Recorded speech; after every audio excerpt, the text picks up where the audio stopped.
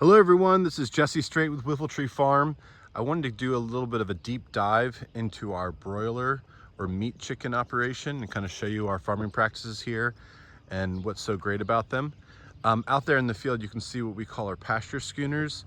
Those are basically mobile greenhouses that our chickens get moved to on fresh pasture. But before they go out there, they start as baby chicks in our brooder here.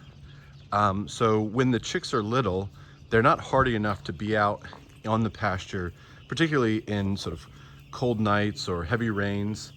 So we have to start them here in our brooder. So you can kind of see there's about 700 baby chicks in here. These guys are a little less than a week old.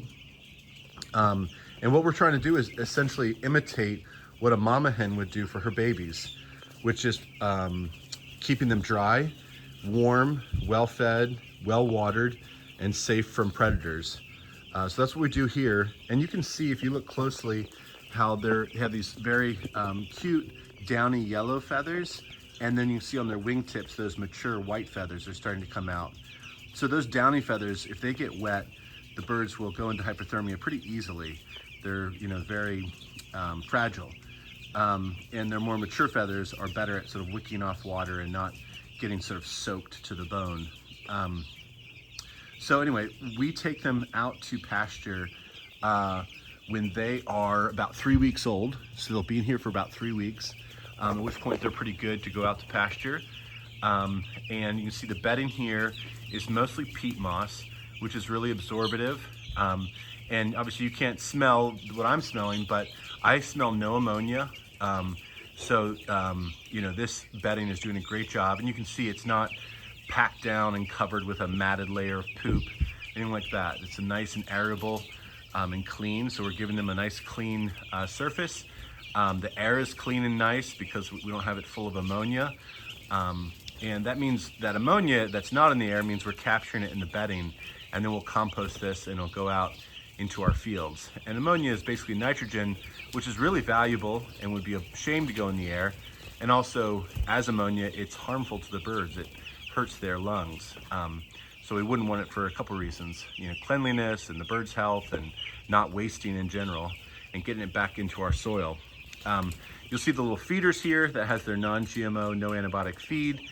You'll see their nipple drinkers over here where they can just hit those nipples and get a little drink, you can see.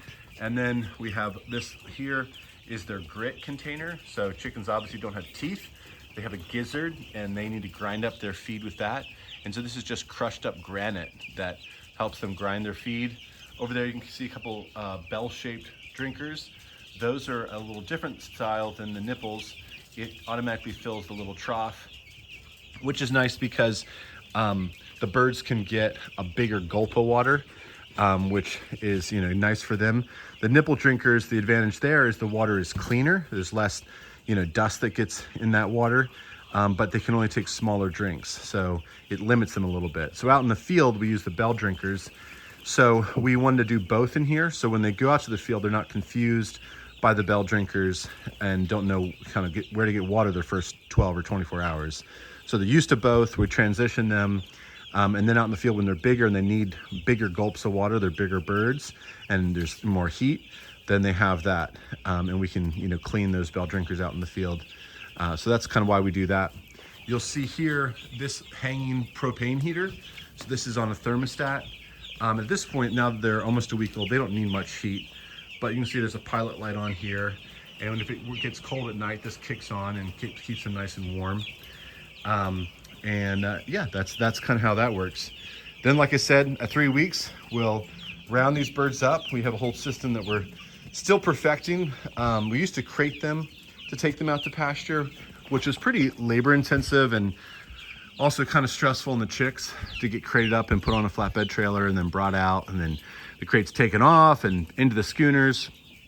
So we've been working on a system where we actually shoe them into a livestock trailer, and they run onto the trailer and then they run off the trailer into the schooner. So anyway, we're still working on that. Carmen and I did that this morning and brought 1,400 chicks out this morning. So anyway, always more to figure out and do a little bit better. But that's the gist of our brooder. And our next installment, we'll go through what happens and what we do out in the schooner when they're on pasture. So please let me know if you have any questions or any thoughts.